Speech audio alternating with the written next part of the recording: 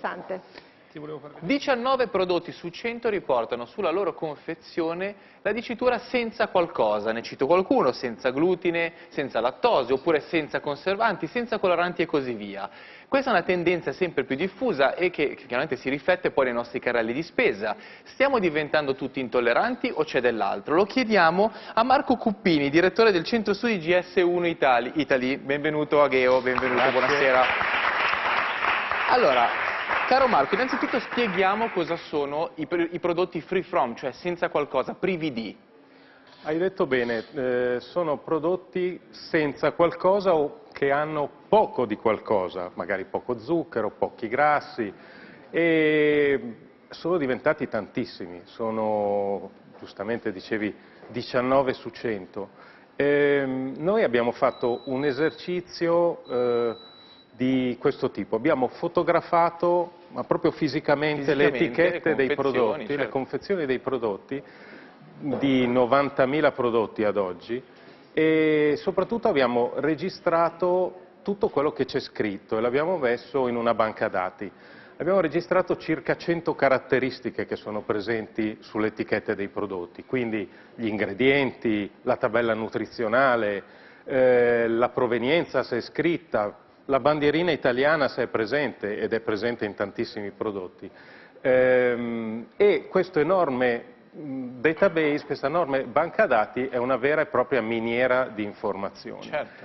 È una miniera di informazioni che diventa ancora più interessante se la mettiamo in relazione con quello che le società di ricerca di mercato fanno abitualmente. Ogni volta che sentiamo quel beep alle casse mercato, certo. è una vendita di un prodotto che viene registrata.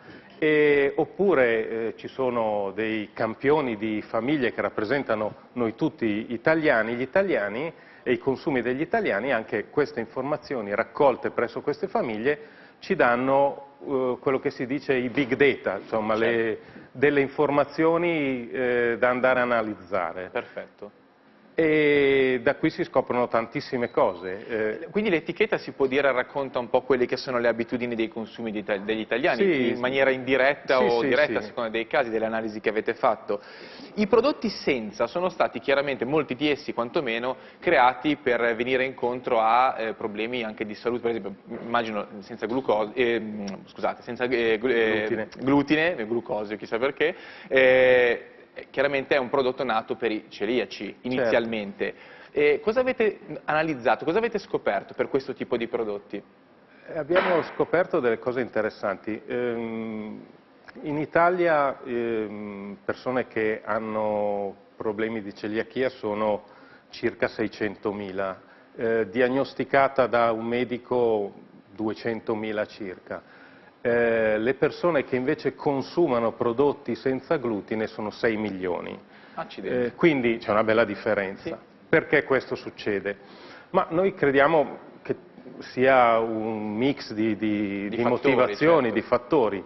Sicuramente chi ha dei problemi deve comprare e consumare questi prodotti. Sono prodotti che è bene che esistano, Esatto. per le persone che sicuramente hanno bisogno di Ma, questo tipo di prodotti, ovvio. Certo, in altri casi evidentemente la gente pensa che questi prodotti facciano bene. E scientificamente non è stato provato che un prodotto senza glutine è migliore di un prodotto Certo. che invece diciamo, è normale. Evidentemente è un fattore anche di moda. Da questo punto di vista, tra l'altro, le informazioni sui temi dell'alimentazione, soprattutto per noi italiani, sono molto importanti. Il cibo per noi italiani è importantissimo e le fonti da cui avere informazioni sono tantissime. La televisione, Certo. i giornali, ma ricordiamoci, internet, il passaparola, se ne parla tantissimo. Noi da questo punto di vista abbiamo fatto anche recentemente una ricerca e abbiamo chiesto ai consumatori se questa informazione era per loro importante. Ci hanno detto che è importantissima. Vedi. È importantissima perché consente di fare delle scelte più mirate, più consapevoli di acquisto e di consumo di prodotti che uno vuole perché vicini al proprio stile di vita. Abbiamo anche dei cartelli qui che vorrei commentare insieme a te, che raccontano un po' tutto quello del discorso dei senza. Partirei Sì. da quelli che sono i trend in positivo, cioè il percentuale Vediamo un attimo, ok, perfetto, questo qua. Senza sale c'è un trend di crescita, no? Nel senso che senza sale, senza zuccheri aggiunti vedo già un 15% rispetto all'anno precedente, Sì, dico sì, bene? sì, questa è una percentuale che ci dice che le vendite dei prodotti che hanno sulle confezioni la scritta senza sale sono aumentate del, vedo, 15,2% poi senza nei zuccheri prodotti aggiunti senza sale. 10,5, ce ne sono Esatto. tanti. Notavo anche le fasce di reddito che Sì. sono considerate medio-alte in questa grafico, quindi chi sono? Chi è l'identity di queste persone? Questa tabella è interessante, dietro a queste caratteristiche poi ci sono prodotti, per esempio il senza sale c'è il mondo dei formaggi che ha ridotto la presenza di sale, senza zuccheri aggiunti stiamo parlando di prodotti della prima colazione o i prodotti da forno, le poche calorie sono magari i piatti pronti o i piatti pronti surgelati.